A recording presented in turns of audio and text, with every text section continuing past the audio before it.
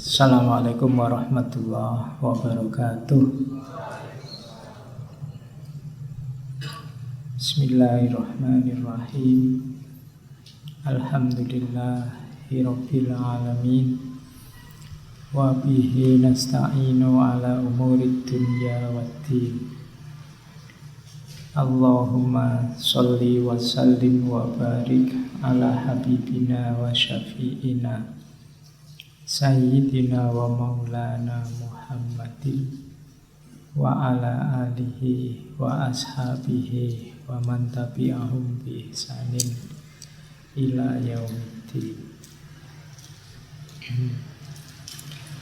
Bismillah, kita lanjutkan ngaji filsafat kita, belajar bersama kita. Malam hari ini masih ada di tema ekonomi. Kita ambil bukunya Max Weber yang judulnya The Protestant Ethic and the Spirit of Capitalism. Oke. Tema ekonomi ini mungkin bagi yang bukan bidangnya mungkin dianggapnya wilayah yang tidak penting. Padahal katanya Karl Marx, justru ekonomi adalah base structure-nya kehidupan kita, dasarnya kehidupan kita. Karena dia dasar, dia fondasi, maka yang lain bisa jalan kalau ekonomi sudah beres. Logikanya berarti kalau ekonomi belum beres, seandainya ada yang lain kok jalan, jangan-jangan yang lain ini arahnya nantinya ya ke ekonomi. Maka base structure-nya harus beres dulu. Di kalangan kita beberapa ada yang menganggap karena ekonomi itu tidak penting. Biasanya analoginya dengan rezeki. Rezeki itu kan dari Allah, sudahlah kita tidak usah mikir itu. Kalau Allah memberi kaya, ya kaya. Kalau enggak, ya enggak. Akhirnya ya miskin beneran kita. Makanya ya harus ada yang pemikir ekonomi di antara kita. Banyak yang menganggap misalnya para sufi itu Pak, tidak mikir ekonomi, hidupnya hanya untuk Allah saja, ya buktinya bisa hidup juga, bisa mulia juga. Ya tidak juga, sufi ya manusia biasa. Jangan dikira para sufi itu terus tidak bekerja. Banyak sufi yang pedagang. Banyak sufi ceritanya yang kaya raya juga, konglomerat. Ada sufi yang misalnya Imam Abu Hasan Asyazili dari Saziliyah, ini beliau ini terkenal kaya raya. Orang ngertinya sufi itu kan pakai baju-baju kasar, baju-baju wool. Tapi kalau Abu Hasan Asyazili sukanya baju-baju yang indah-indah, perlente. Satu ketika ada muridnya yang heran. Guruku ini loh, katanya sufi, tapi kok perhatian sekali sama penampilan, kok perhatian juga sama kekayaan, kok kaya. Cuma dia tidak berani tanya wong gurune. Tapi satu ketika Imam Abu Hasan Asyazili ngerti kegelisahan muridnya. Maka terus beliau satu ketika ngajak muridnya ini jalan-jalan. Ayo ikut saya jalan-jalan. Tapi sambil jalan-jalan tolong kamu pegang gelas ini yang isinya air. Kamu tak ajak jalan-jalan, syaratnya tolong perhatikan air ini jangan sampai tumpah. Jadilah mereka berdua guru murid ini jalan-jalan di kota, di alun-alun. Banyak keramaian, banyak hiburan. Begitu selesai jalan-jalan pulang, terus gurunya tanya, gimana, kamu ndak lihat tadi pertunjukan di alun-alun bagusnya luar biasa. Kamu lihat ndak banyak orang jalan-jalan, ada yang cantik, ada yang ganteng. Kamu lihat ndak warung-warung yang makanannya betapa lezatnya. Katanya muridnya, lah gimana saya bisa lihat, bisa perhatian. Wong saya harus menjaga gelas yang isinya air ini biar airnya ndak tumpah. Ya yang saya perhatikan hanya gelas ini. Terus dari situ Imam Abu Hasan Asyadzili bilang ke muridnya, nah penjelasan dari saya tentang kekayaan, tentang baju bagus, itu sama seperti penjelasan gelas tadi. Yang saya perhatikan hanya Allah sebenarnya. Maka bagiku kekayaan itu ada atau tidak, ya tidak penting.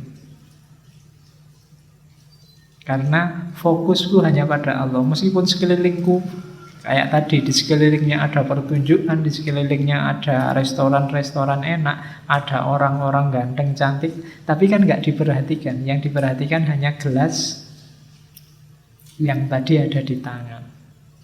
Nah, itu sebenarnya penjelasan bahwa ya bukan berarti para sufi itu terus ndak mau dunia, ndak mau kekayaan, ndak butuh lagi pakai baju bagus, ndak situ. Tapi mereka pastinya tidak terikat oleh dunia, tidak tertipu oleh dunia. Ya mereka berekonomi juga. Oke, nah malam hari ini kita belajar dari Max Weber tentang hubungan antara agama dan ekonomi. Yo pasti saja Max Weber mengambil dari agama yang dekat dengannya. Dia ambil agama Protestan.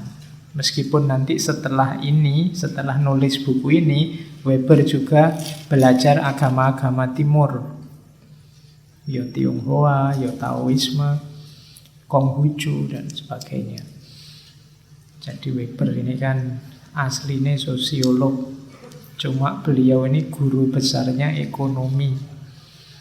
Ilmunya ya macam-macam, ya sosiologi, ya filsafat, ya ilmu ekonomi. Beliau ini kelahiran 1864. Jadi abad 19. Kemudian beliau keluar rumah kuliah. Kenapa beliau keluar rumah? Karena tidak kerasan di rumah. Ceritanya di rumah ini ayahnya politikus, ibunya wanita yang solihah. Apa agama Kristen itu apa jenenge? Yang taat sama agama. Ya. Jadi yang satu sangat taat sama agama, yang satu politikus, tidak nyambung. Akhirnya sering gegeran di rumah, sering rame. Sehingga Max Weber lebih suka, adalah kuliah aja, di kos-kosan aja lah, di rumah sumpah. Nanti ada cerita setelah Max Weber dapat guru besar di bidang ilmu ekonomi, satu ketika dia berselisih sama ayahnya, konflik, gegeran. Tidak enaknya, tepat setelah berselisih sama ayahnya ini meninggal. Ini yang membuat Max Weber ini stres, bertahun-tahun depresi, tidak fokus melakukan apa-apa. Dan ini terjadi 6-7 tahun.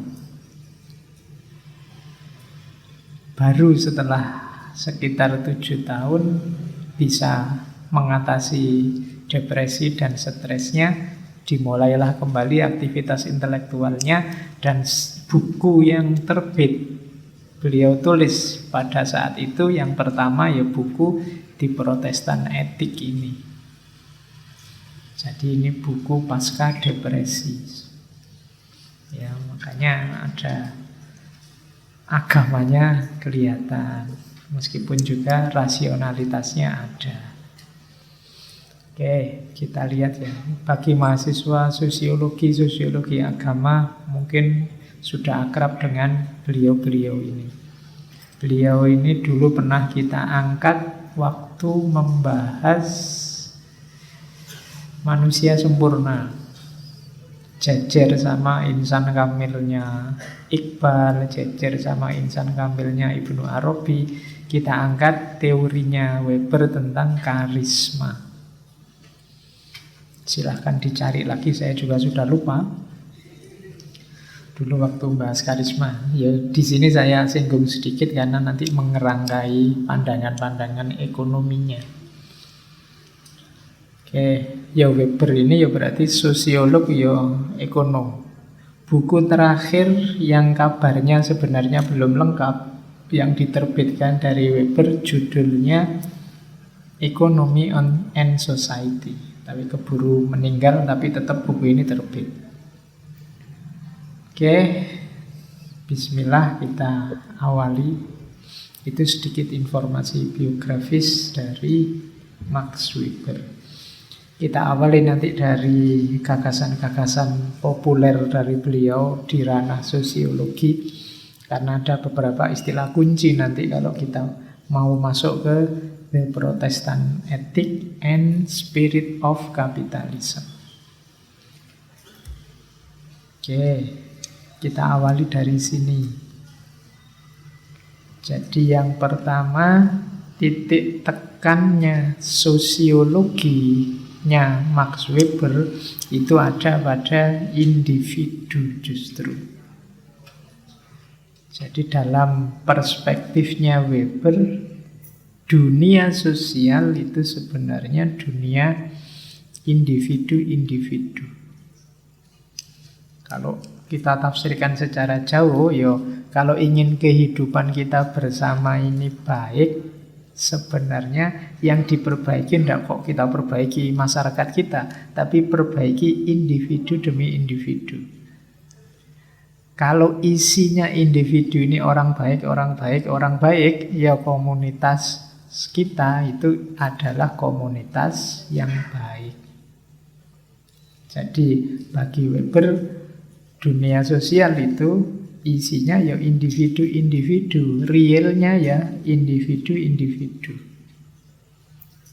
Jadi apa yang dilakukan seorang individu di tengah komunitasnya, itu yang dilihat oleh Weber.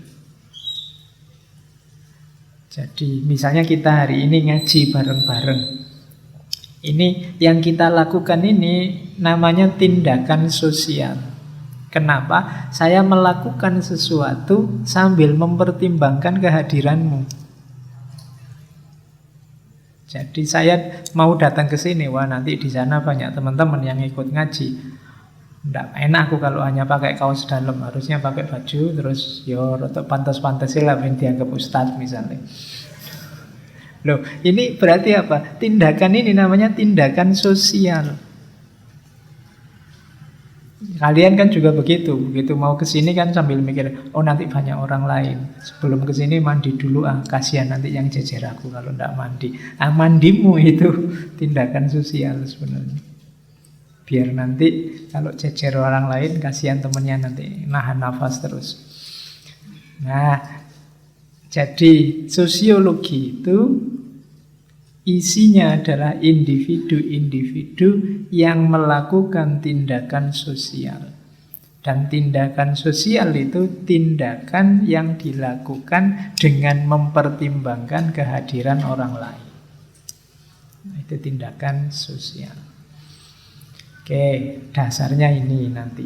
Ini yang membedakan sosiologinya Weber dengan sosiologinya yang lain. Ini nanti ada imbasnya kalau waktu kita ngomong tindakan ekonominya. Terus karena dia tindakan individu, memahaminya harus lebih ke dalam. Tidak bisa hanya dilihat tampilannya saja. Ketika seorang individu melakukan tindakan sosial, itu kita, kalau bahasanya Weber, harus verstation. Verstation ini dalam tradisi ilmu sosial humaniora itu biasanya dijajar dengan istilah Erklären, sama-sama bahasa Jerman. Kalau Erklären itu tinggal dijelaskan saja. Misalnya laptop ini, kenapa kok error? Itu kan tinggal dijelaskan saja, pasti begitu. Jadi di luar manusia itu kita bisa mendeskripsikan dari tampilannya, dari tampaknya, dari kelihatannya. Tapi kalau manusia tidak bisa. Kalau manusia dia harus verstation, masuk. Kenapa? Loh, individu-individu ini loh, tindakan yang dilakukan bisa sama, tapi maknanya bisa beda. Itu kalau dilihat dari tampilannya saja, kamu bisa salah paham. Kamu datang ke sini sebanyak ini orang, itu kalau ditanya satu-satu ngapain sih ke sini, oh itu jawabannya bisa sebanyak kepala yang ada. Mungkin ada yang, daripada nganggur Pak, gerimis-gerimis nyari kopi, ada yang gitu. Ada yang, ya diajak temen Pak, saya ndak enak, kan harus solider Pak. Nanti ada yang, saya sudah biasanya ngaji Pak, kalau ndak ngaji jadi ndak enak. Ada yang karena kebiasaan, ada yang karena nyari kopi, ada yang karena diajak teman, macam-macam. Jadi kalau dilihat hanya tampilannya ndak bisa. Kok disimpulkan seragam, oh ini anak soleh semua mau ngaji, nggak bisa. Jadi setiap kepala punya bunyinya sendiri-sendiri. Maka memahami tindakan sosial itu tidak bisa hanya dilihat penampilannya, harus lebih masuk. Makanya tidak hanya pengertian tapi juga pemahaman. Namanya verstation. Ya, di antara jenisnya verstation kan nanti ada namanya empati. Empati itu memposisikan orang yang memahami di posisi orang yang dipahami. Untuk memahami susahnya tidak lulus-lulus kuliah, nah, kamu kan harus mengempati. Mengempati itu seandainya aku yang tidak lulus-lulus kuliah, wah aku mesti ya stres. Nah, itu bisa mengempati. Tidak bisa hanya dilihat tampilannya. Oke, jadi tindakan kita yang mempertimbangkan kehadiran orang lain namanya tindakan sosial. Untuk memahaminya butuh alat namanya verstation. Oke, nanti variabelnya macam-macam. Bisa status sosial, bisa otoritasnya siapa, bisa karena kekuasaannya siapa, macam-macam. Tapi yang jelas tidak bisa dijelaskan begitu saja. Jadi karena kadang-kadang tindakan dulu dengan tindakan sekarang dari orang yang sama maknanya sudah beda. Atau tindakan orang sini dengan tindakan orang sana maknanya beda. Maka kita perlu verstation. Jangan dipahami hanya dari yang kelihatan. Pahamilah dari yang tidak kelihatan. Sama lah kalau tiba-tiba ada temenmu yang tiap hari WA kamu jam segini tanya, sudah makan belum?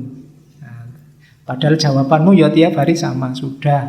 Besok tanya lagi, sudah. Karena kamu jengkel. Ini tiap hari ditanya, dijawab, sudah kok masih tanya terus.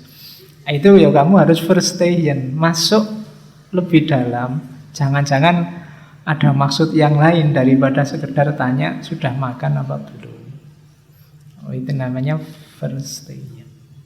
Karena kita berhadapan dengan manusia, tidak berhadapan dengan barang. Kalau barang tinggal dijelaskan. Kalau barang, misalnya HP ini, ya kalau sudah baterainya tinggal 2%, ini sebentar lagi mesti mati, tidak bisa diapa-apain. Kalau manusia tidak bisa begitu. Manusia itu, ini sudah kerja dari pagi sampai malam, ini mesti diajak kemana-mana, tidak mau, mesti capek. Nah, itu. Tapi manusia bisa, meskipun sudah capek, diajak kemana-mana, mau saja, mumpung gratis. Loh, ini kan nggak bisa pasti.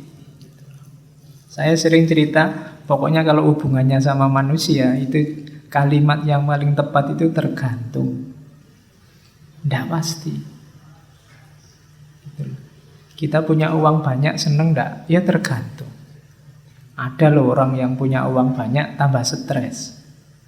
Pikirannya jadi banyak, mikir macam-macam. Kemarin nggak punya uang, nggak mikir apa-apa, pikirannya cuma satu, gimana caranya cari uang. Begitu uangnya banyak, stres deh. Bayanganmu malah seneng, tapi ya malah stres.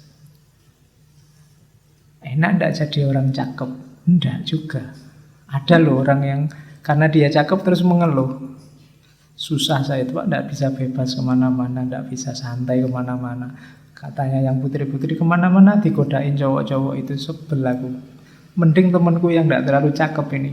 Dia ngapain aja nggak ada yang nyenggol, nggak ada yang nyentuh. Oke, nah itu manusia, jadi tergantung. Bayanganmu kalau ini mesti begitu, tidak bisa. Kalau manusia tergantung. Pokoknya kalau besok saya punya istri cantik, punya mobil, punya, bayanganmu kan terus mesti bahagia luar biasa. Bisa jadi tidak.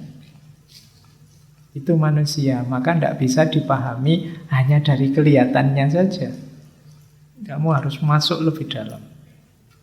Oke. Nah itu namanya verstehen. Ya kalau bahasanya iklan, apa-apa kalau manusia itu syarat dan ketentuan berlaku. Tidak bisa pasti. Oke, terus. Nah, tindakan sosial, ini kayak kuliah sosiologi pengantar ya. Itu ada dua jenis. Ada yang rasional, ada yang non-rasional. Non-rasional tidak sama dengan irasional. Ya rasional itu gampangnya jelas antara tindakan dan tujuannya.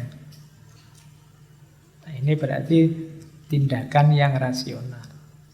Efisien, keinginannya apa, yang dilakukan apa, hasilnya apa, itu nyambung, berarti tindakan rasional. Kita sedang lapar, terus ke warung, terus makan, akhirnya kenyang. Itu simple, rasional.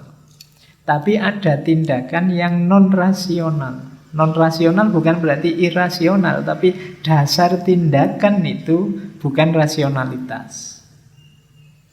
Misalnya hanya karena tradisinya, hanya karena kebiasaannya, hanya karena konsekuensi pilihan kita. Ini namanya tindakan non-rasional. Dingin-dingin gini loh, kamu kok ke kamar mandi bolak-balik wudu, lah ya no, mau sholat kok. Orang Islam kan memang harus begitu. Nah ini namanya dasar tindakannya, bukan karena rasionalnya sih kalau dingin ya jangan bolak-balik ke kamar mandi.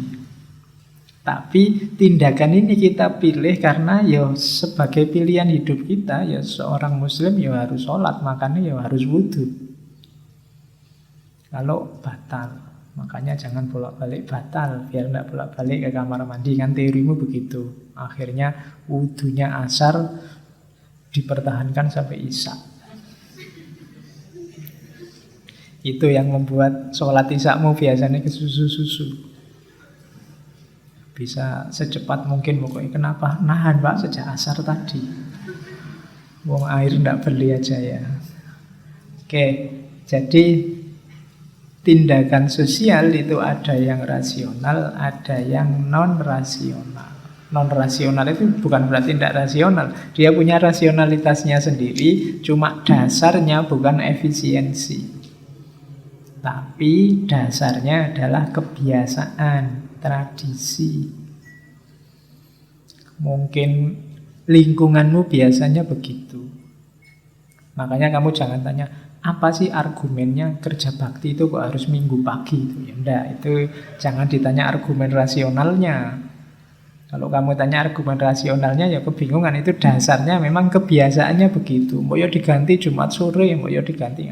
Ya bisa saja, tapi kebiasaannya memang minggu pagi. Kayak kamu protes, dalilnya mana? Kok apel pulangnya paling malam jam 10 misalnya. Padahal jam 10 itu aku belum ngapa-ngapain loh, misalnya. Loh ya ndak ono dalile, aturan di situ memang begitu. Jadi kalau sudah jam 10 kamu harus pulang. Ini namanya tindakan non rasional. Tidak selalu harus kamu tanyakan dasarnya, argumennya. Karena ada yang ini hanya tradisi saja. Ngaji kok mesti malam Kamis toh Pak? Alasannya apa? Tidak ada, sudah terlanjur biasanya begitu. Jadi itu namanya tindakan non rasional. Tidak selalu butuh alasan rasional. Bisa jadi mungkin ya suka-suka aja. Kayak tadi kan tindakan individualmu ya suka-suka aja. Alasannya apa sih kamu itu kok kemana-mana pakai sarung terus? Ya enggak, suka-suka aja, nyamannya begitu. Kalau ditanya rasionalitasnya enggak ada. Punya rasionalitas sendiri mungkin. Oke, jadi ada dunia sosial yang basisnya individu, ada tindakan sosial, dan ada tipe tindakan sosial yang rasional dan non-rasional. Terus, nah, tindakan rasional tadi juga jenisnya 4, tidak 2. Yang rasional 2, jenis lainnya 2. Tipe tindakan rasional. Yang pertama, rasional karena perhitungan untung rugi. Jadi tindakan rasional instrumental namanya. Jadi tindakan rasional instrumental itu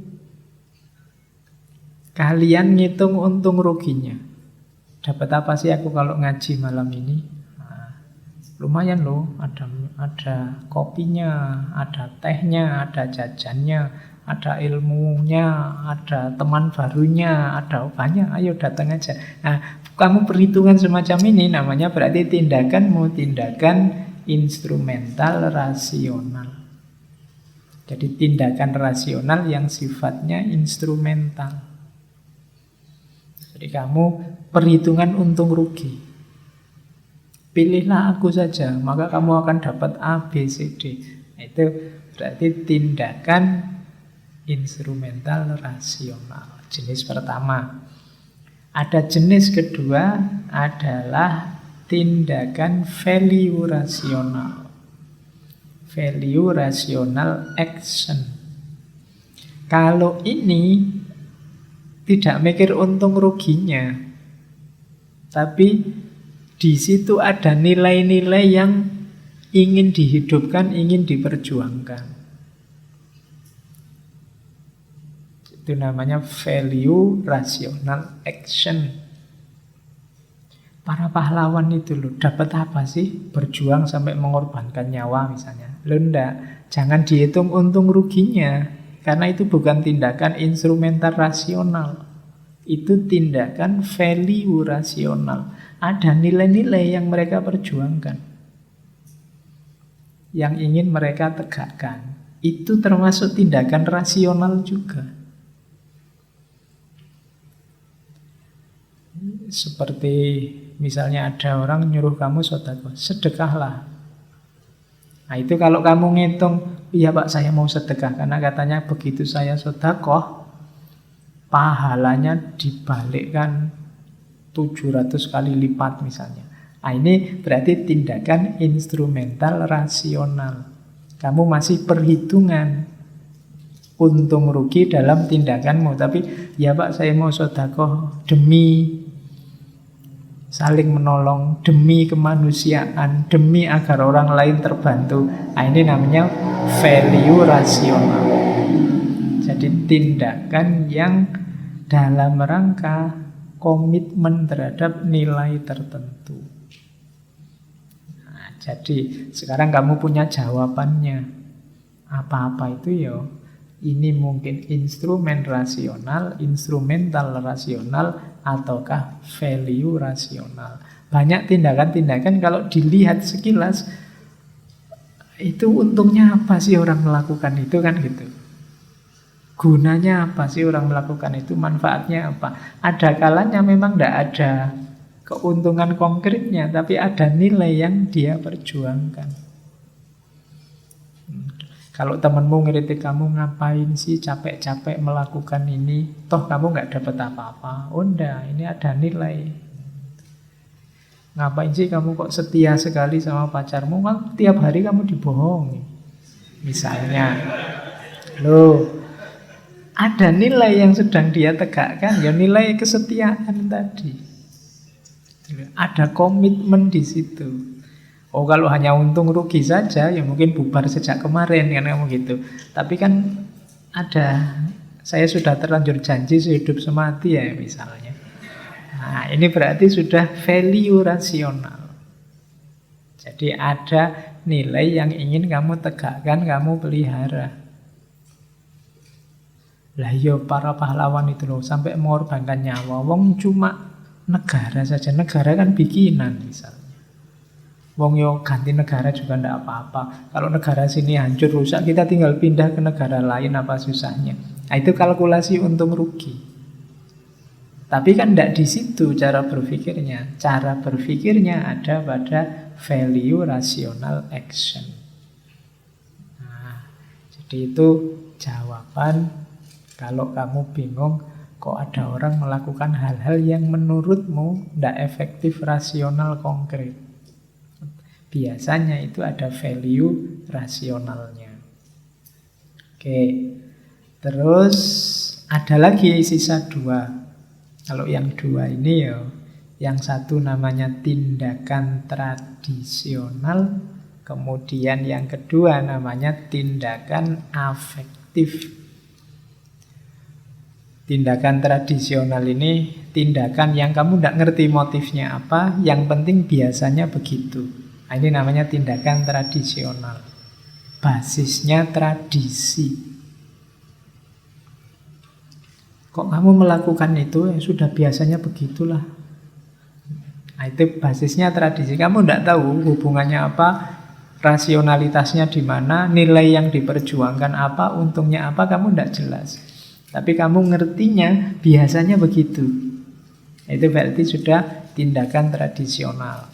Kalau tindakan afektif, itu tindakan afeksi dari perasaanmu. Ungkapan perasaanmu. Misalnya karena kamu sedang stres, terus kamu marah-marah tidak jelas. Itu tindakan afektif. Temennya lagi enak-enak dengerin lagu, listriknya kamu matiin. Nah, itu karena kamu sedang sumpah. Itu namanya tindakan afektif. Kamu kerjain temanmu apa karena kamu sebel sama dia. Nah, itu pasti tidak instrumental, yang nggak ada untungnya apa-apa, kamu juga capek. Value-nya juga tidak ada. Hanya luapan perasaanmu saja. Nah, itu berarti tindakannya namanya tindakan afektif. Wow, ini bisa kalian pakai teori ini misalnya cinta dari perspektif tindakan sosial Max Weber. Nah, oh itu bisa. Kalau kamu pacarannya perhitungan, kamu dapat apa, aku dapat apa. Nah, itu berarti instrumental rasional. Jadi pacaran gaya instrumental rasional. Nanti ada pacaran gaya value rasional.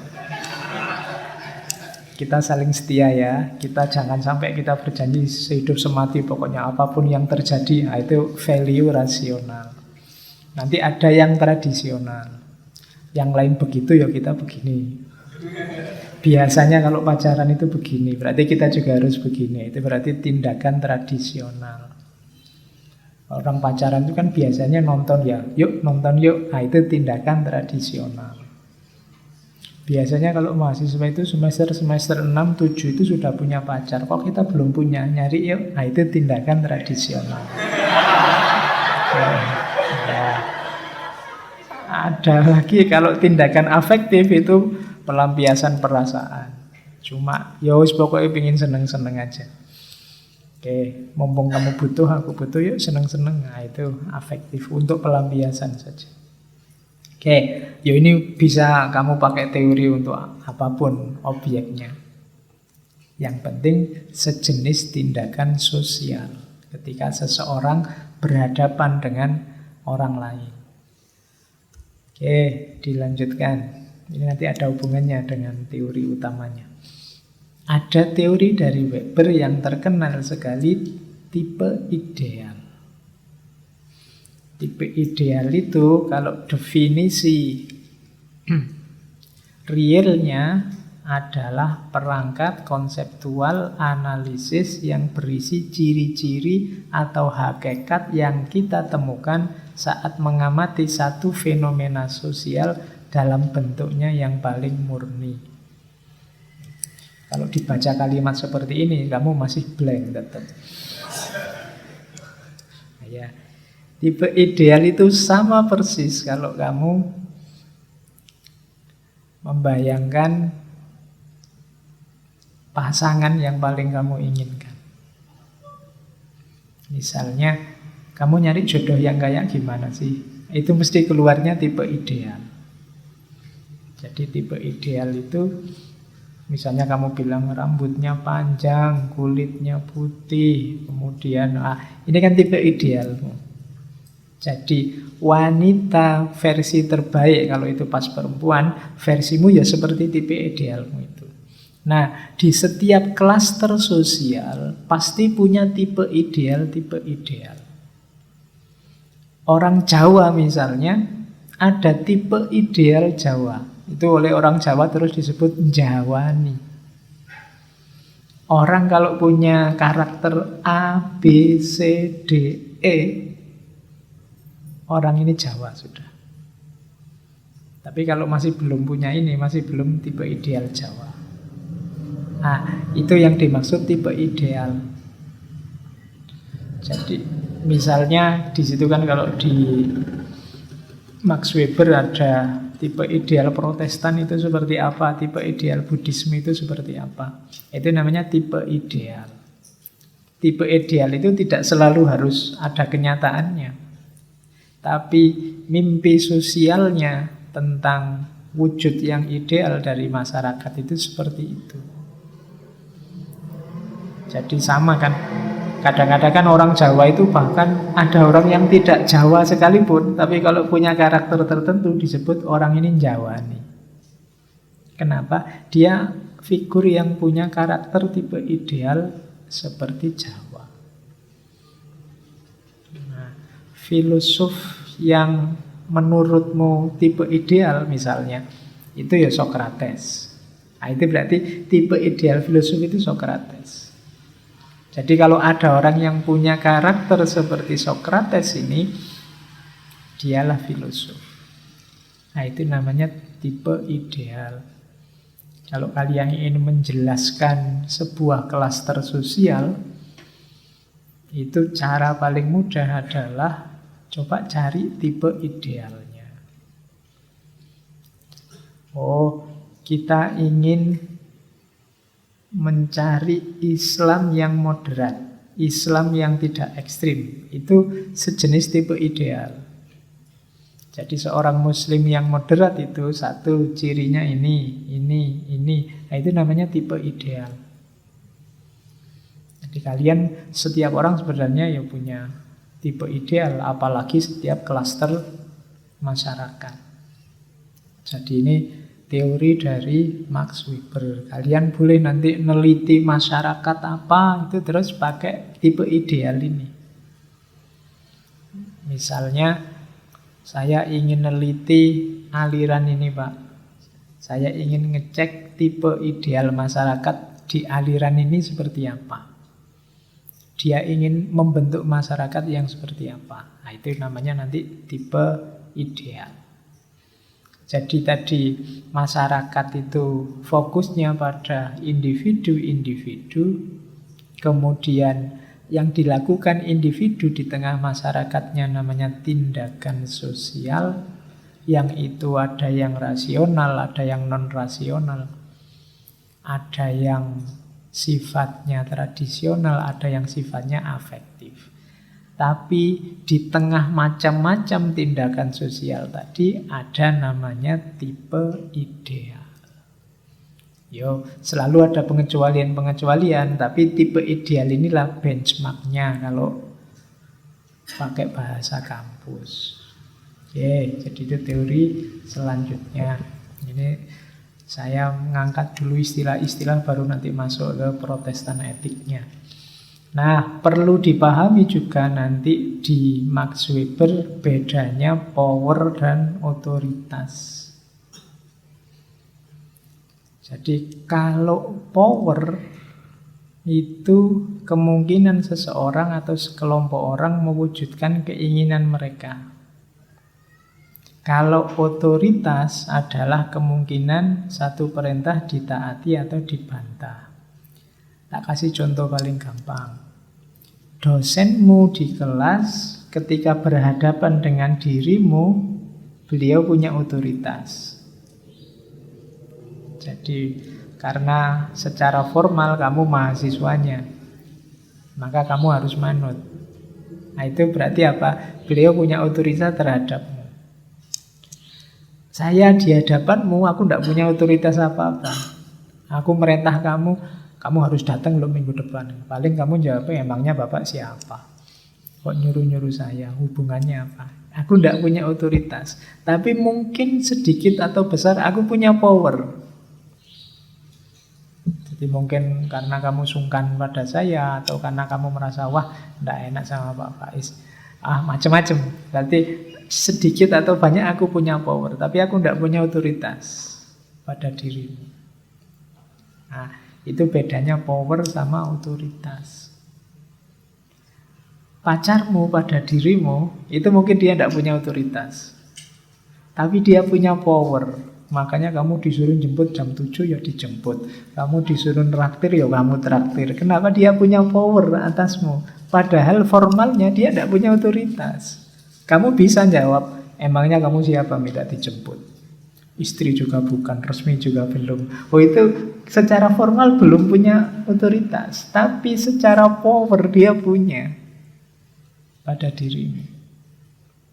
Kayak temenmu sakos yang kaya, itu biasanya ya tidak punya otoritas padamu, tapi dia punya power. Karena kamu harus pinjam motornya, kamu harus pinjam laptopnya.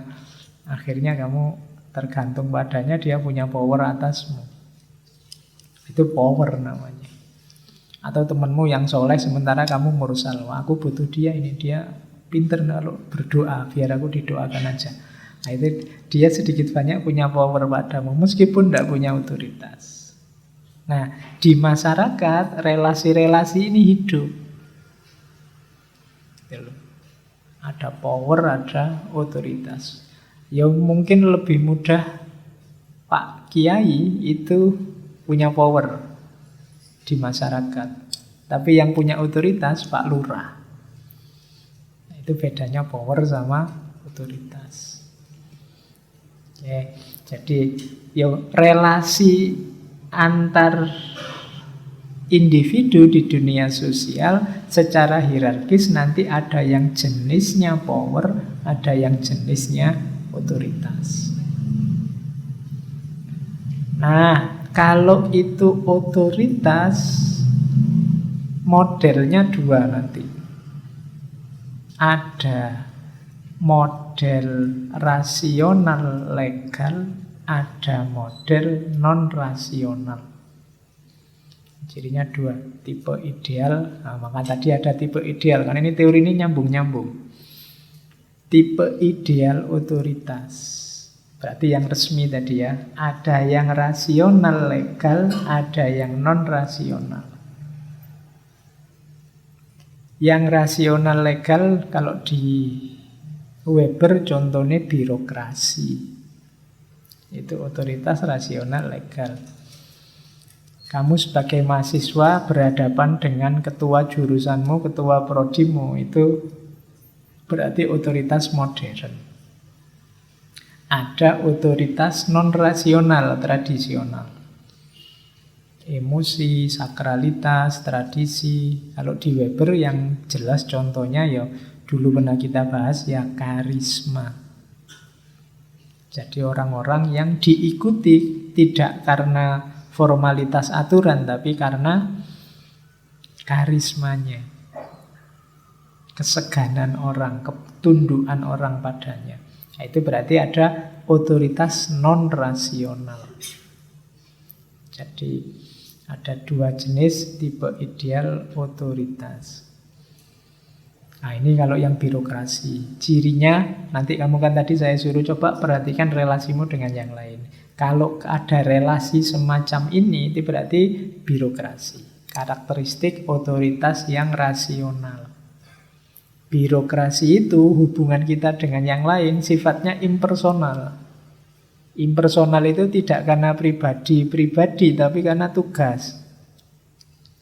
Misalnya nanti kamu jadi ketua, temenmu jadi sekretaris, terus digambar kamu di atas, temenmu di bawah. Itu tidak ada hubungannya dengan, wah, saya levelnya lebih rendah Pak dari dia. Tidak. Itu rasionalitas kerjanya. Itu namanya birokrasi. Yang di bawah juga tidak boleh, wah, saya protes, saya jangan hierarki lah gambarnya. Tidak tauhid itu, jajar aja misalnya. Tidak. Oh, itu birokrasi. Jadi ada reasoningnya, hubungannya dengan tugas-tugas. Kemudian ada tadi ya hierarki posisinya, kemudian ada job description-nya. Loh, kamu mau di atas ya silahkan, cuma kalau yang di atas kerjanya ini loh, sebutannya ini. Kalau yang di bawah kerjanya ini, sebutannya ini. Gajinya sekian. Jadi kalau yang atas gajinya sekian.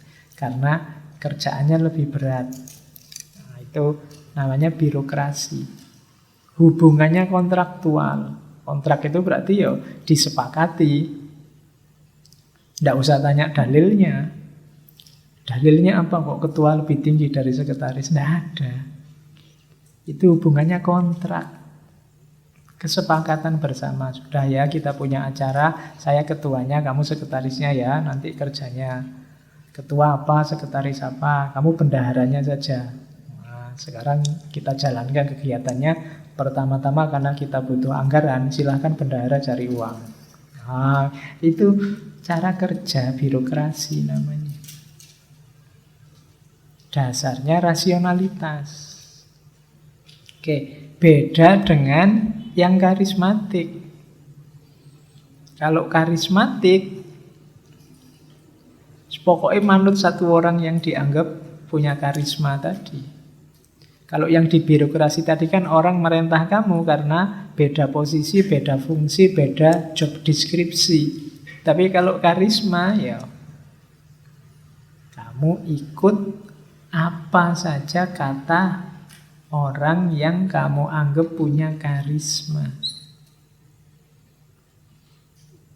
Jadi orang yang kamu segani karena punya karisma. Kamu disuruh apa saja manut. Ya, fenomena karisma ini kan nanti bisa kamu pakai untuk menganalisis. Misalnya kalau modernitas, fenomena idolatri. Fenomena idolatri itu fenomena pengidolaan. Di hidup kita kan banyak yang kita idolakan. Biasanya orang menggunakan teori karisma ini untuk fenomena Ratu Adil, fenomena Imam Mahdi. Tapi sebenarnya hari ini fenomena idolatri itu ya jenis-jenis ini. Orang yang kamu idolakan. Ketika kamu idolakan itu, wah, apapun kata-katanya kamu anggap benar dan kamu ikuti. Berarti apa? Orang ini punya otoritas karismatik pada dirimu. Dia juga tidak minta, dia tidak nyuruh, kamu sendiri kok yang ikut. Oh, sekarang apa yang tidak diidolakan? Artis diidolakan, ustadz diidolakan, apalagi di TV-TV itu. Penyiar diidolakan. Kadang-kadang orang aneh-aneh itu yang bikin prank, bikin apa itu diidolakan.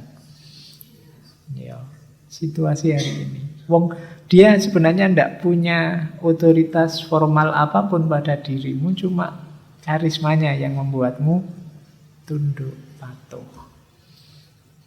Ya, oke. Nah, otoritas karisma ini kalau teorinya Weber dulu ini pernah kita singgung waktu ngomong Weber ya. Biasanya yang pertama, orang kita anggap punya karisma ini kalau dia punya kualitas luar biasa menurut kita. Jadi, luar biasa hebatnya orang ini. Wah, luar biasa cakepnya orang ini. Luar biasa pinternya orang ini. Wah, luar biasa menariknya orang ini.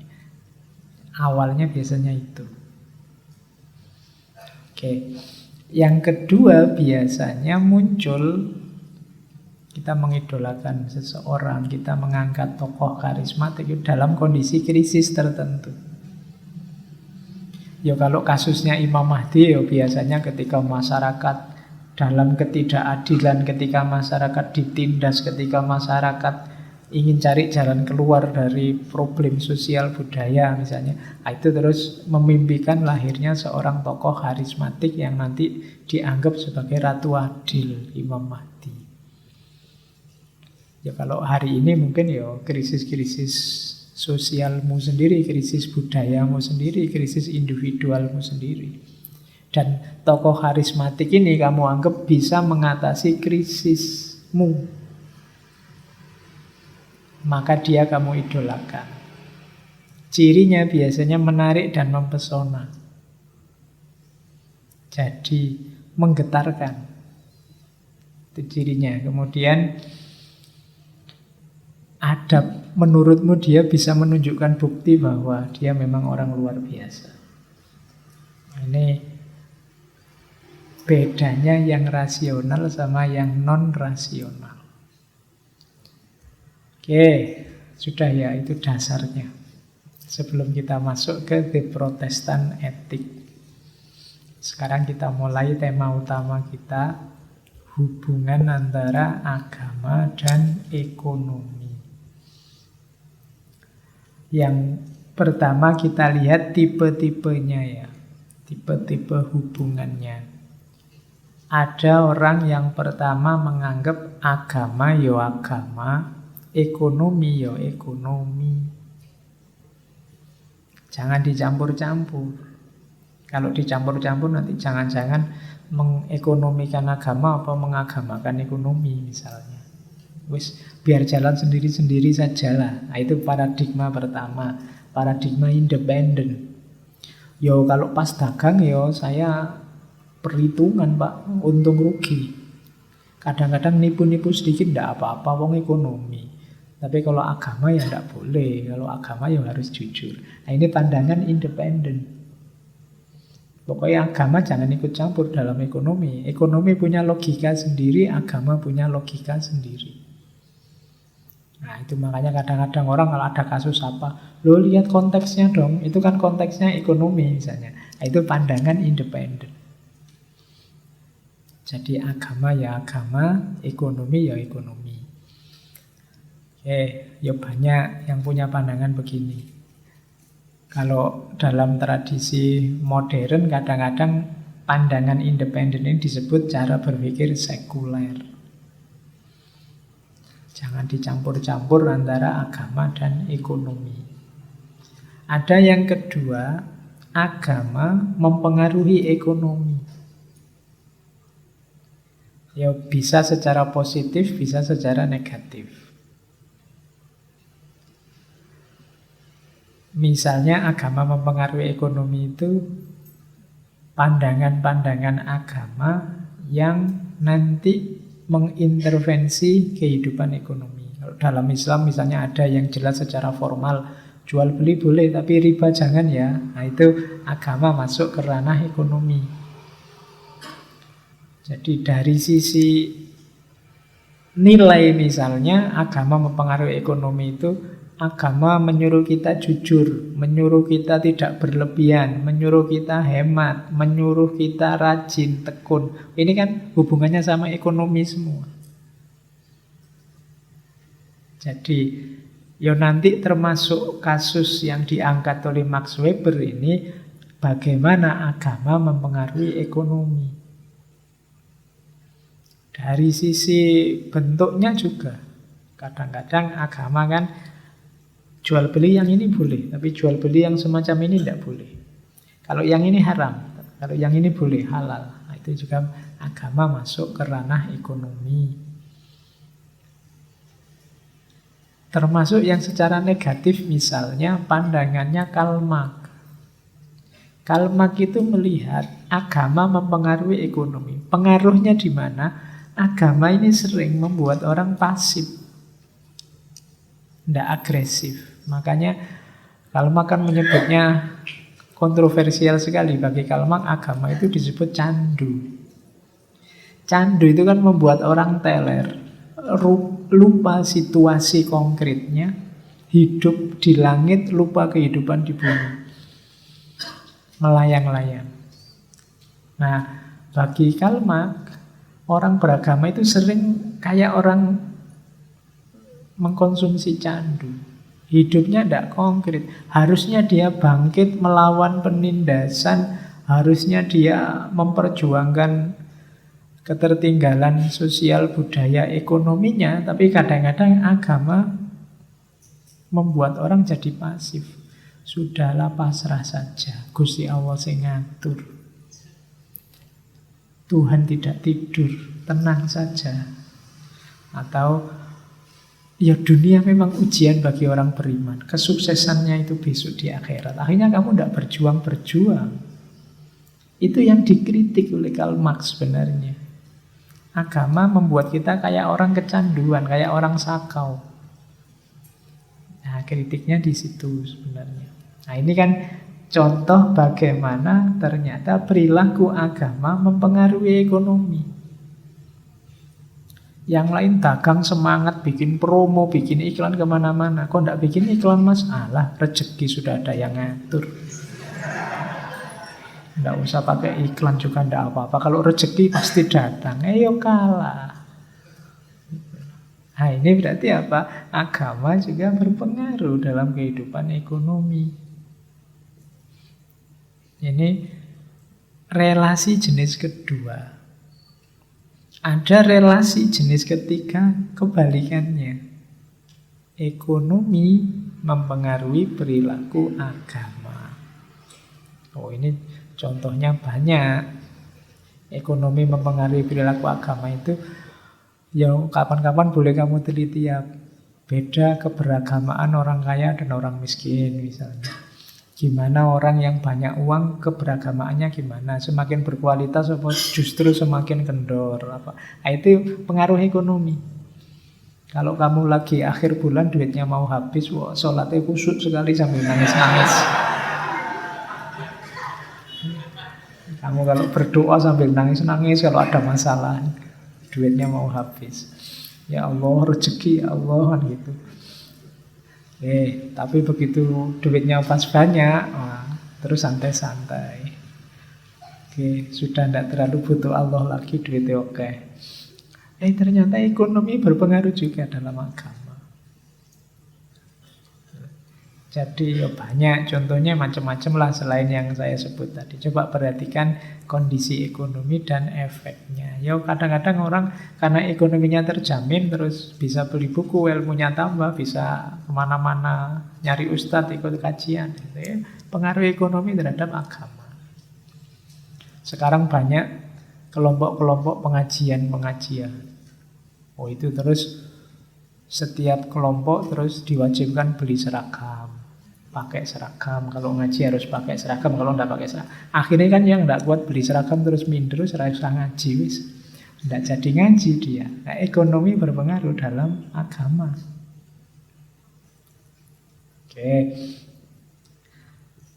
Kadang-kadang juga orang menilai keberagamaan kan secara artifisial dari konkretnya. Wow, ini orang soleh ini pakai baju-baju orang soleh. Baju kokonya mahal, sorbannya luar biasa, langsung impor dari Timur Tengah. Kemudian, itu kan, tapi ini ekonomi juga. Kalau kamu ekonominya tidak kuat, tidak bisa beli itu. Jadi pengaruh ekonomi dalam perilaku agama. Nah, yang terakhir ini yang sering dikritik orang. Ketika agama diekonomikan. Kita menyebutnya komodifikasi agama. agama dijadikan komoditas, agama diberi nuansa ekonomi. Nah, ini ya tidak selalu negatif, tidak selalu negatif. Karena ya memang aktivitas keberagamaan itu tertentu ya punya nuansa ekonomi. Misalnya ustadz ngaji direkam, terus rekamannya dijual, itu kan ya ekonomi. Misalnya ngaji terus bukunya diterbitkan, dijual, itu juga ekonomi. Komodifikasi. Tidak selalu negatif. Yo, syarat dan ketentuan berlaku sebelum itu disebut positif apa negatif.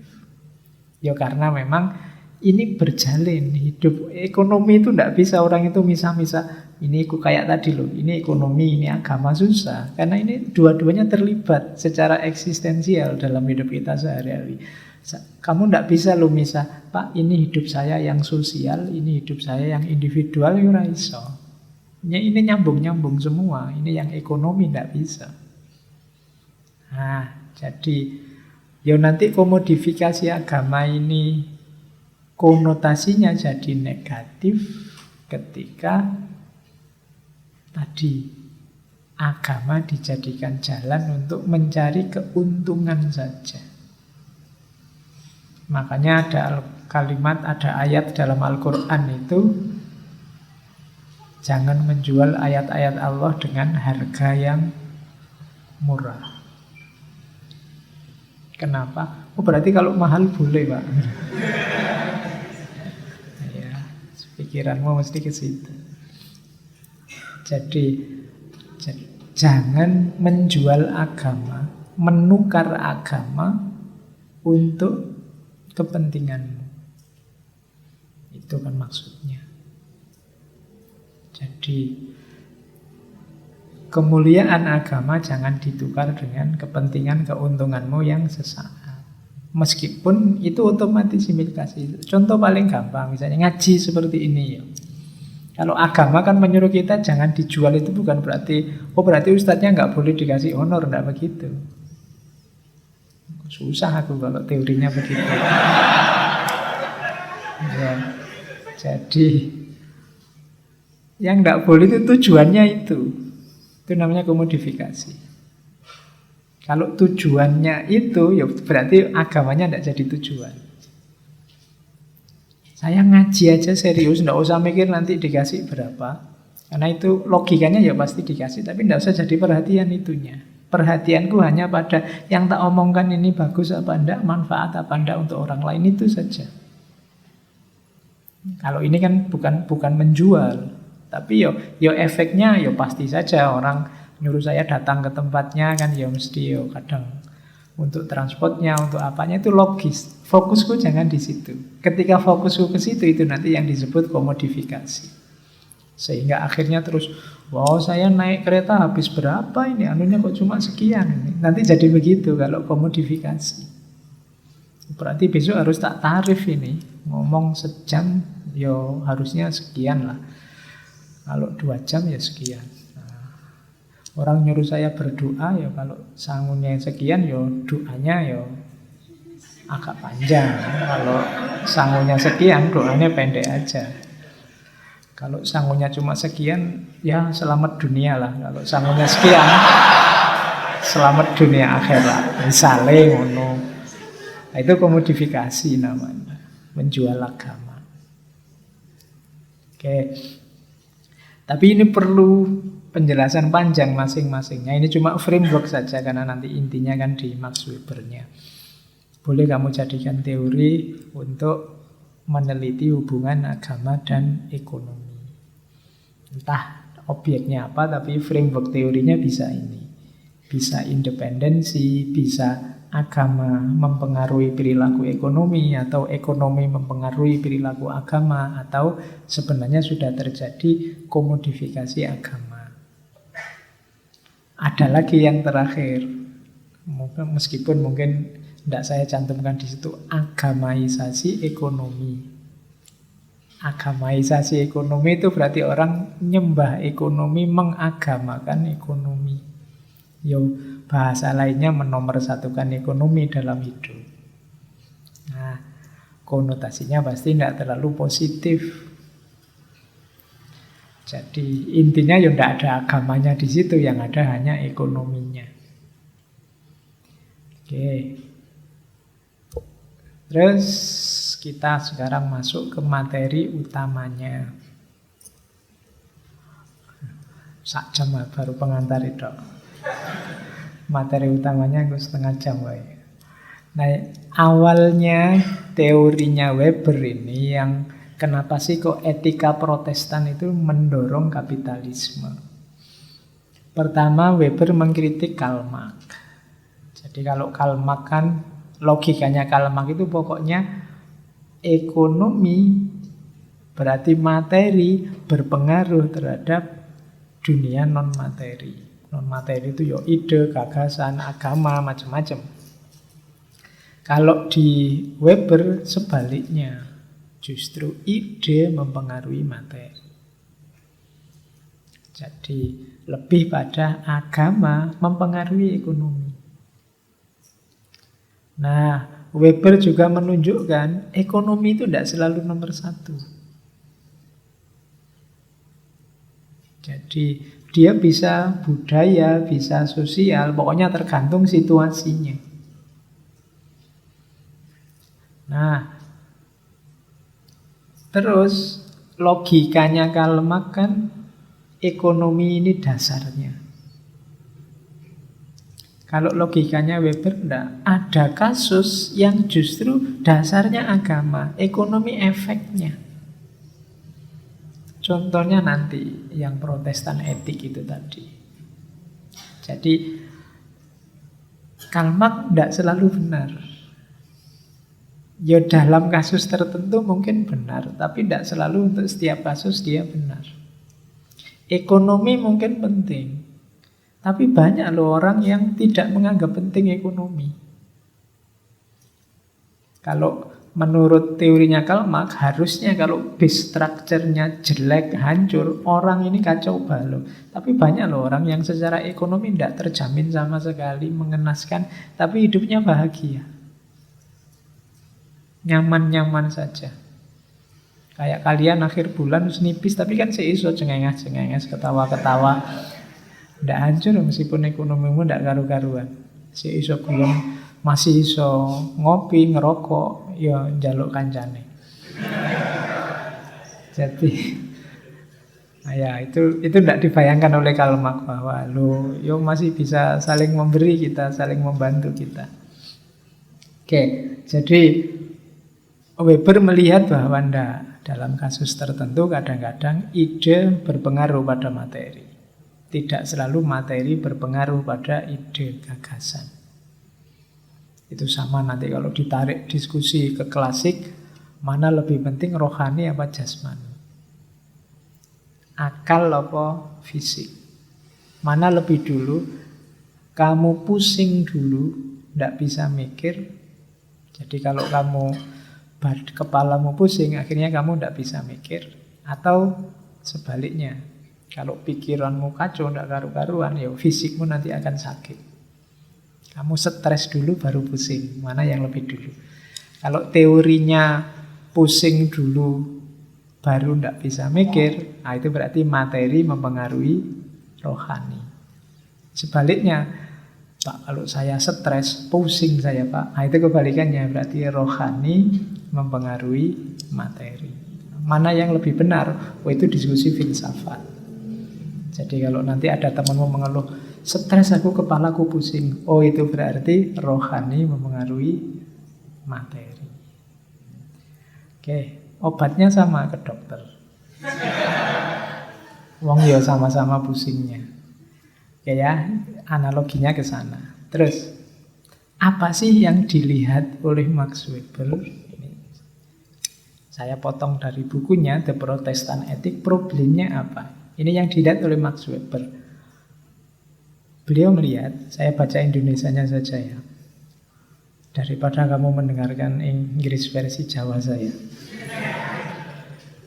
para pemimpin dagang dan pemilik kapital, juga para pekerja yang terlatih tingkat tinggi, dan khususnya staf industri modern yang terlatih secara teknis atau komersial. Ini hasil penelitiannya Weber, cenderung didominasi oleh kelompok Protestan. Iya ya, orang-orang jago bisnis itu kok banyak Protestannya, itu penelitiannya Weber. Nah, yang Katolik yang mana? Kan gitu. Katanya Weber, orang Katolik sebaliknya dia lebih kalem. Mereka tidak punya pendorong untuk meraih sesuatu. Pendorongnya untuk meraih sesuatu lebih rendah. Ia lebih menekankan nilai hidup yang paling aman. Meskipun nanti pendapatannya kecil. Mereka tidak terlalu suka hidup yang penuh tantangan dan penuh gairah, yang dapat meningkatkan kekayaan, kehormatan. Nanti Weber pakai kalimat sebagaimana kadang orang guyon, kamu dalam hidup itu milih mana? Makan enak apa tidur nyenyak? Katanya Weber, orang Protestan lebih suka makan enak. Sementara orang Katolik lebih suka tidur nyenyak. Yo, kalau orang Jawa punya ada gium mangan ora mangan kumpul, itu tentrem, nyari tidur nyenyak. Tidak terlalu tertarik dengan tantangan, dengan kemajuan, dengan perkembangan. Yang penting kita tentram, hidup kita damai. Tapi ada yang progresif. Kita harus maju terus, kita harus berkembang terus. Kita harus menguasai dunia, menguasai peradaban. Nah, ini ditemukan oleh Weber di Protestan. Itu yang jadi problem yang diangkat oleh Weber. Apa ya sebabnya? Orang-orang Protestan ini lebih mampu memutar roda ekonomi yang kapitalistik. Jadi problemnya di situ. Nah, yang dilihat di kehidupan orang-orang Protestan tadi ini loh, spirit of capitalism. Semangat kapitalisme. Apa sih spirit of capitalisme itu? Mencari laba yang terus-menerus. Jadi mencari keuntungan yang tiada akhirnya. Maksudnya tiada akhirnya itu ya memang kerja saja tujuannya, mencari keuntungan saja. Bukan mengumpulkan kekayaan, enggak mikir mengumpulkan kekayaannya, enggak mikir punya uang banyak, enggak, itunya enggak dipikir. Fokusnya hanya kerja saja nyari keuntungan. Jadi kuncinya di sini namanya spirit kapitalisme, katanya Weber. Jadi makanya kalimatnya spirit of capitalism itu calling. Nanti istilah calling ini, panggilan ini, ada penjelasannya sendiri. To make more money as an end in itself, and to work hard for its own sake, as a sign of salvation. Jadi semangat kapitalisme di kalangan Protestan itu adalah satu panggilan dari Tuhan tentunya untuk mencari keuntungan, mencari uang sebanyak mungkin. Jadi tugasnya memang mencari uang saja, mencari keuntungan saja. Bukan mengejar mengumpulkan kekayaannya. Ya memang kerja itu panggilan Tuhan. Kerja keras adalah ciri orang yang selamat secara rasional. Jadi ini yang disebut spirit of capitalism. Untuk kalimatnya di buku The Protestant Ethic. Jadi beliau mengutip filosof namanya Kumberger dalam bukunya The Man Tyrant of America, merangkum filosofi hidup seperti ini. Mereka mengubah binatang ternak menjadi lemak dan mengubah manusia menjadi uang. Inti dari filsafat ketamaan, katanya Kumberger ini, adalah pandangan bahwa tugas seseorang adalah bekerja untuk meningkatkan kekayaannya yang dipandang sebagai tujuan dalam dirinya sendiri. Jadi spirit kapitalisme berarti ya kerja itu saja.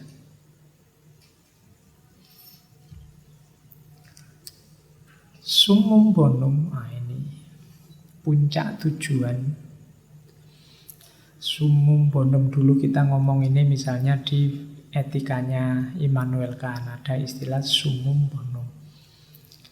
Bukan summum bukmun umiun. Itu ngaji. Jadi etika ini, spirit of capitalism ini isinya apa? Menghasilkan uang. Lebih banyak uang. Kalau sudah banyak uang, terus ngapain Pak? Tidak ada ngapainnya, pokoknya cari uang saja. Sekaligus menghindari senang-senang Pak, enggak. Apalagi kesenangan yang terlarang. Jadi sudah tidak mikir lagi kebahagiaan dari uang, keuntungan apa saja. Nanti uangnya bisa dipakai ini, enggak mikir ke sana. Pokoknya kerja saja. Ini nanti yang disebut spirit of capitalism. Nah, spirit yang begitu diwadahi oleh etika Protestan. Jadi, semangat untuk kerja tadi ada kesesuaian dengan etika Protestannya. Apa sih etika Protestan yang cocok dengan spirit kapitalisme? Yang pertama, berkorban untuk masa depan. Jadi, ini sebenarnya kalimatnya kan kelihatannya kalimat rasional biasa. Tapi ini kalimat ini ya kita juga sering pakai, berkorban untuk masa depan. Orang beragama kan biasanya masa depannya tidak cuma masa depan dunia, tapi juga masa depan akhirat. Kita mengorbankan waktu, mengorbankan tenaga, mengorbankan harta, macam-macam. Itu kan sebenarnya untuk masa depan. Lalu sebenarnya ini cocok dengan spirit kapitalisme. Kapitalisme itu kan kerja, capek. Tapi ya terus begitu dapat uang, diinvestasikan lagi. Nambah lini usaha lagi. Kerja lagi karena punya perusahaan baru. Perusahaan yang ini sukses, nambah lagi. Akhirnya perusahaannya kemana-mana. Ini loh spirit kapitalisme itu. Kayak kita dalam agama disuruh ibadah, bekerja. Demi Allah lillahi ta'ala. Tanpa pamrih apa-apa. Itu kan ibadah terus tidak ada pamrihnya. Kemarin mau pamrih surga aja kan terus dikritik. Ibadah kok surga, ibadah itu ya Allah kan gitu. Berarti tidak boleh ada target apapun pada akhirnya. Ya wis ibadah titik. Sama, kerja juga begitu akhirnya, kerja juga titik. Kemudian ciri yang kedua Protestanisme itu rasional. Jadi ya lebih, karena lahirnya Protestan itu kan kritik pada dominasi gereja Roma zaman itu oleh Martin Luther dan kawan-kawan. Nanti cara berpikirnya cenderung lebih rasional menghadapi hidup. Kemudian yang ketiga, kerja keras. Dan yang keempat, asketik. Asketik itu meskipun kaya, tidak berlebihan. Tidak kok terus seneng-seneng. Kebahagiaannya ada pada memenuhi panggilan Tuhan yang namanya kerja tadi. Nah, ini namanya asketik. Kalau kita kan mungkin mikirnya, kalau kerja, kalau saya sudah kaya, ya sudah Pak, saya nikmati senang-senang. Tidak, arahnya tidak ke situ. Kerja ya kerja, titik. Ini namanya spirit kapitalisme. Itulah etika Protestan. Nah, Protestan ini ditemukan oleh Max Weber ada dalam salah satu aliran Protestan atau denominasi Protestan, yaitu Calvinisme. Ya, ini aliran yang diteliti oleh Weber ketika dia meneliti Protestanisme. Oke, apa sih gagasan Calvinisme yang tadi memicu etika Protestan yang cocok dengan kapitalisme? Itu ada 5 nanti yang belajar sejarah agama-agama, ada 5 doktrin yang sangat terkenal dari Calvinisme, yaitu tulip kalau dibaca huruf-huruf awalnya. Jadi yang pertama total depravity, yang kedua unconditional election, yang ketiga limited atonement, yang keempat irresistible grace, yang kelima perseverance of the saint. Yang pertama kerusakan total. Jadi ini ada hubungannya dengan doktrin bahwa manusia lahir itu dalam kondisi berdosa. Mau tidak mau, menurut doktrin mereka, kita ini lahir dengan menanggung dosa. Itu namanya total depravity. Ada dosa warisan.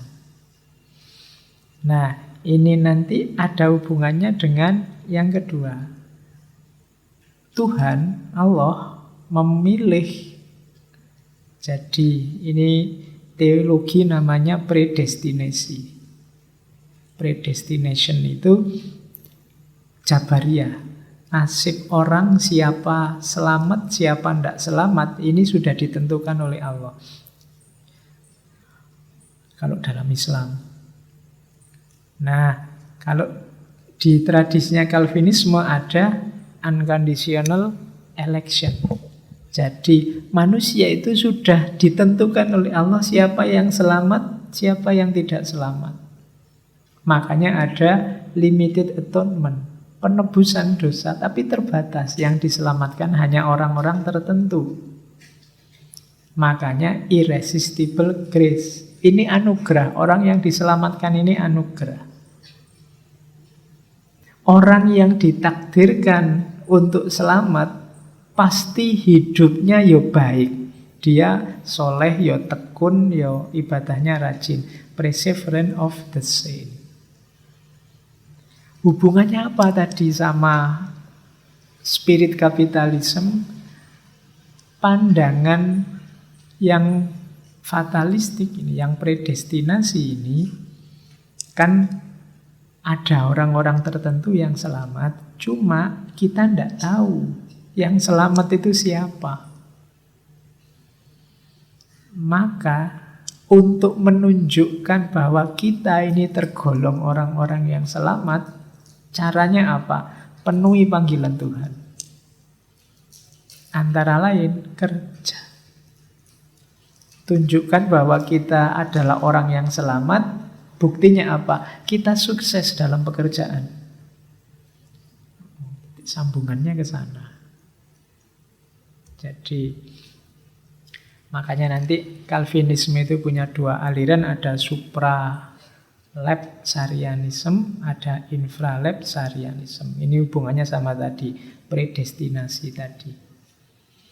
Oke, sudah saya jelaskan ada sebagian orang yang selamat, tapi kita tidak tahu siapa yang selamat. Kita lanjutkan. Nah, logikanya akhirnya di sini.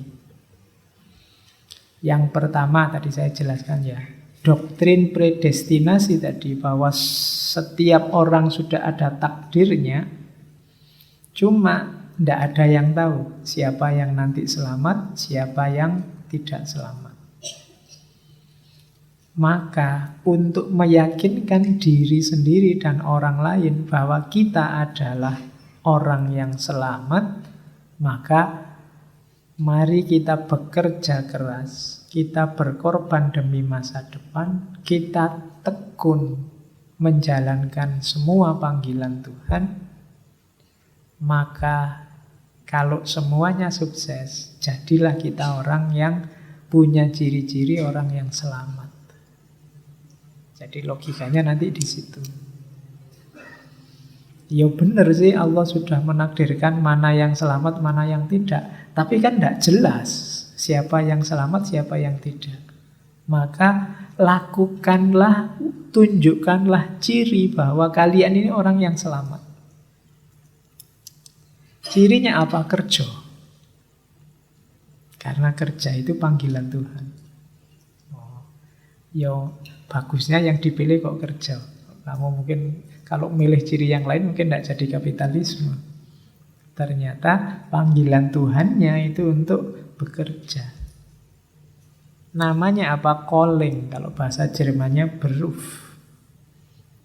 Jadi bekerja sebagai panggilan Tuhan. Mereka punya logika, kesuksesan di dunia adalah tanda keselamatan di akhirat. Oh, jadi kalau duniamu jungkir balik, jangan dikira akhiratmu selamat.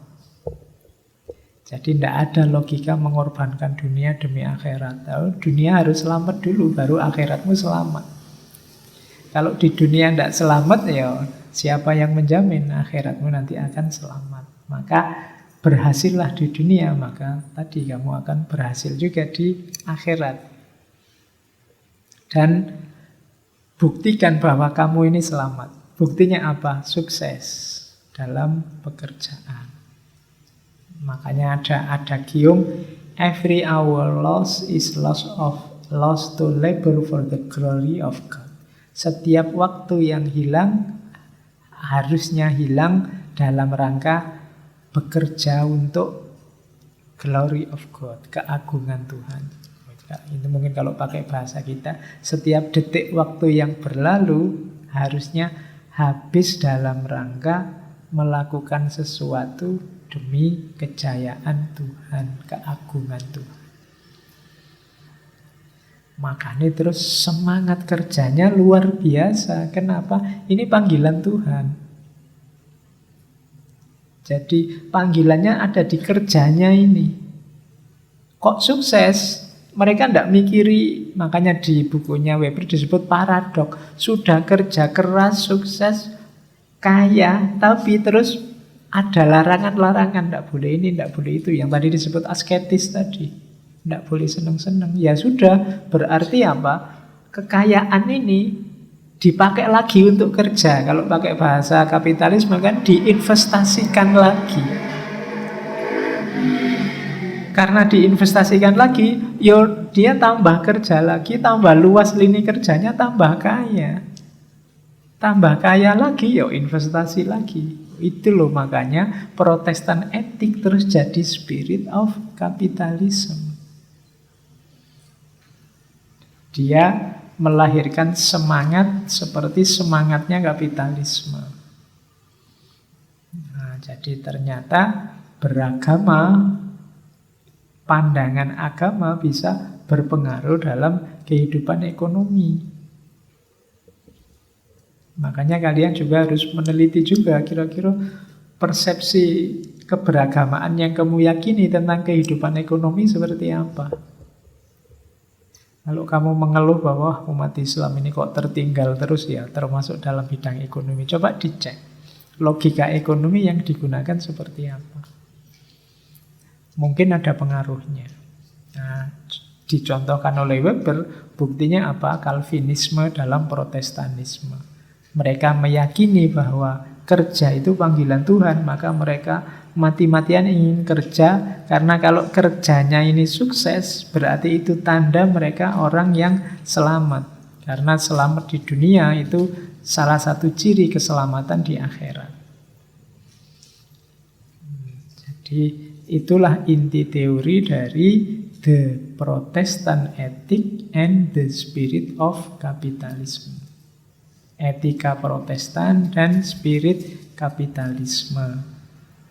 Oke, makanya kalau digambar tabelnya seperti itu.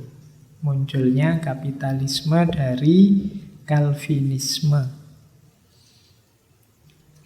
Jadi kerja keras plus kehidupan yang asketik akhirnya melahirkan akumulasi laba. Kayak tadi, investasi, akhirnya terakumulasi. Dari situ terus meluaslah kapitalisme. Sebenarnya kapitalisme itu hanya konsekuensi tidak langsung. Tidak kok mereka terus mengikuti ideologinya Adam Smith minggu lalu yang kapitalis, enggak. Ini efek dari keberagamaan yang memang kerja dianggap panggilan Tuhan. Jadi karena menganggap kerja ini panggilan Tuhan, ya kamu Meskipun ngelamar CPNS diterima apa enggak, pokoknya aku harus kerja dan sukses. Enggak harus nunggu jadi PNS. Jadi PNS ya alhamdulillah syukur. Enggak juga enggak apa-apa, yang penting harus kerja. Ketika sudah bekerja, kamu enggak mikir kalau sudah kerja enak terus seneng-seneng. Enggak seneng-seneng karena itu plus asketisisme.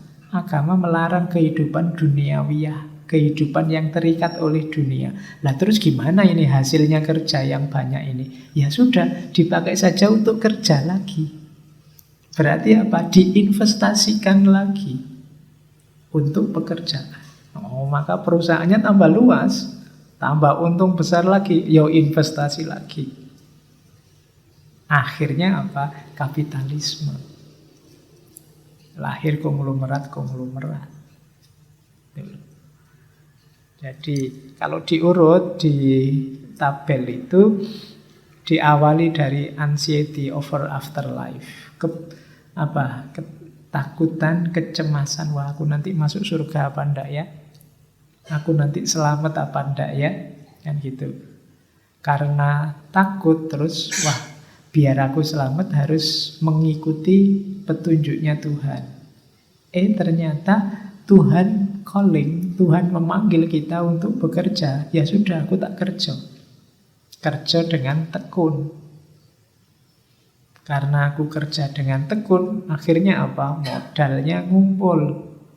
Karena modalnya ngumpul, ini hasilnya dibuat apa? Tapi kan hidup mewah-mewahan secara duniawi itu kan tercela. Ya sudah, hasilnya buat kerja lagi saja. Dan lahirlah kapitalisme. Jadi disitulah kuncinya bahwa the Protestant ethic itu menjadi spirit of capitalism. Nanti oleh Weber teori ini dilanjutkan, beliau meneliti juga ke Tiongkok dengan agama-agama lokal, meskipun belum menemukan spirit yang sama di agama-agama timur.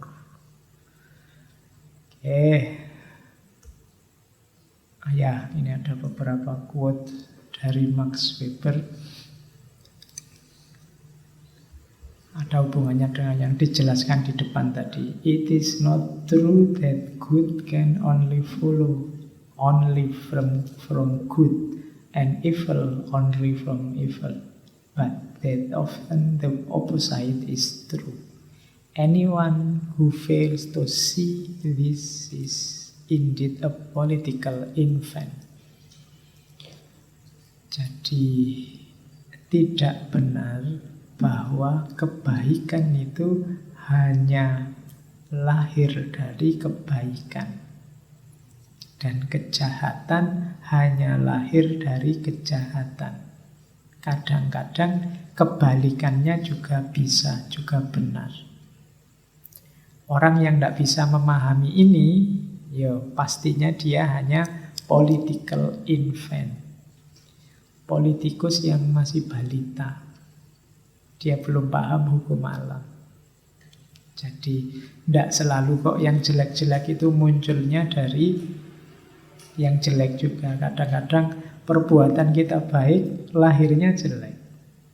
Atau sebaliknya, kita melakukan yang jelek, lahirnya bagus. Virus corona itu jelek, kan kamu tidak suka. Tapi melahirkan hal-hal baik juga. Kamu sekarang hati-hati kemana-mana, sekali-sekali cuci tangan. Kemudian kan banyak sekarang kebaikan-kebaikan yang lahir dari, padahal kemarin kamu cueknya luar biasa. Kamu kadang-kadang habis megang apa, tanganmu kemana-mana, makan ya langsung aja pakai tangan, santai saja. Wah sekarang kamu sudah karena ngerti pentingnya bau mulut, pentingnya nyemprot orang lain, terus kamu beli masker. Itu kan kebaikan yang lahir dari hal yang menurutmu jelek, virus corona. Hikmahnya selalu pasti ada, kalimatku kan begitu. Tapi sering juga hal-hal sebaliknya, hal baik yang dilakukan tapi hasilnya jelek. Kadang-kadang kamu ingin menasehati temanmu. Menasehati itu kan bagus. Tapi hasilnya malah putus persaudaraan, gegeran, tidak habis-habis sampai akhir zaman. Kan bisa begitu.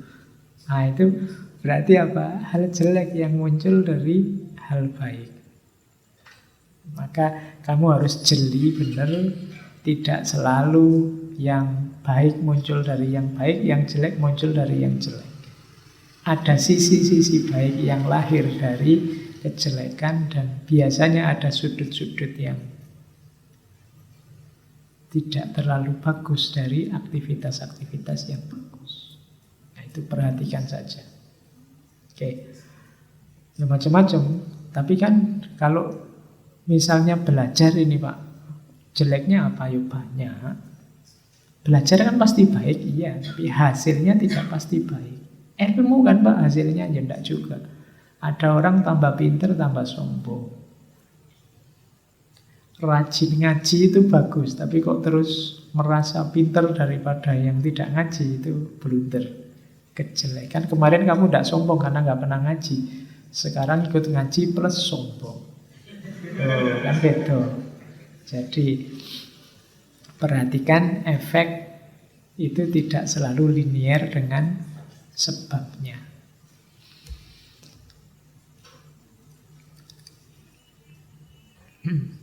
Kalau ini mengkritik demokrasi. Kita itu kan demokrasi katanya Weber. Tapi in a democracy, the people choose a leader in whom they trust. Then the chosen leader say, now shut up and obey me. People and party are then no longer free to interfere in his business. Jadi di satu negara demokrasi itu biasanya rakyat memilih pemimpin yang dipercaya. Kalau sudah dipilih lalu pemimpinnya berkata, sekarang diam saja dan patuhlah padaku. People and party, rakyat dan partai terus tidak lagi bebas untuk mengintervensi urusannya pemimpin. Nah, ini paradoknya demokrasi. Jadi demokrasi itu kan kita yang milih pemimpin. Tapi begitu pemimpinnya dipilih, selanjutnya dia nyuruh kita, pokoknya jangan cerewet, patuh saja padaku. Berarti apa? Mengambil kebebasan kita. Jadi kita bebas milih untuk diambil kebebasan kita. Ini sebenarnya kalimat kritik dari Weber pada demokrasi. Banyak sebenarnya kelemahan-kelemahan. Setiap sistem politik ada kelemahan-kelemahannya, termasuk demokrasi. Okay. The fate of our time is characterized by rationalization and intellectualization, and above all by the disenchantment of the world.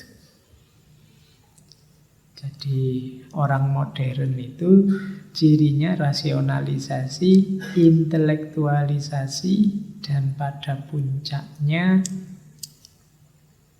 kehilangan sakralitas dunia.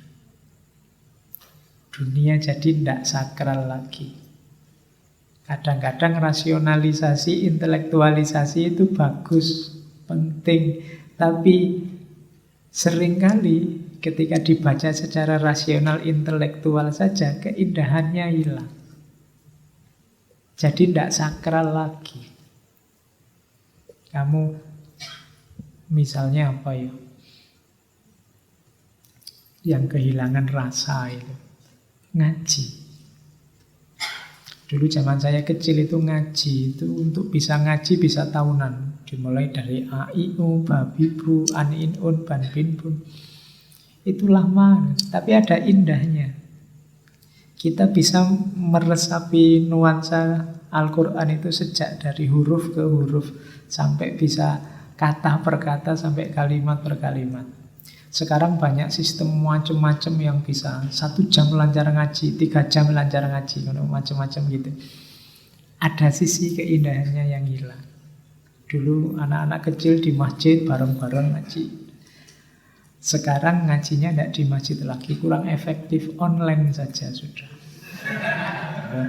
Ada keindahan yang hilang. Gitu loh. Ada keintiman, keakraban yang hilang. Sekarang kamu, rapat nggak usah repot-repot, rapat online juga bisa. Ada keakrabannya, rasional, efisien, tapi ada disenchantment. Indahnya dunia perlahan-lahan hilang. Oke. Dulu sekeluarga bareng-bareng nonton TV itu masih indah. Sebelumnya lebih indah lagi karena sak kampung bareng-bareng karena TV-nya cuma satu.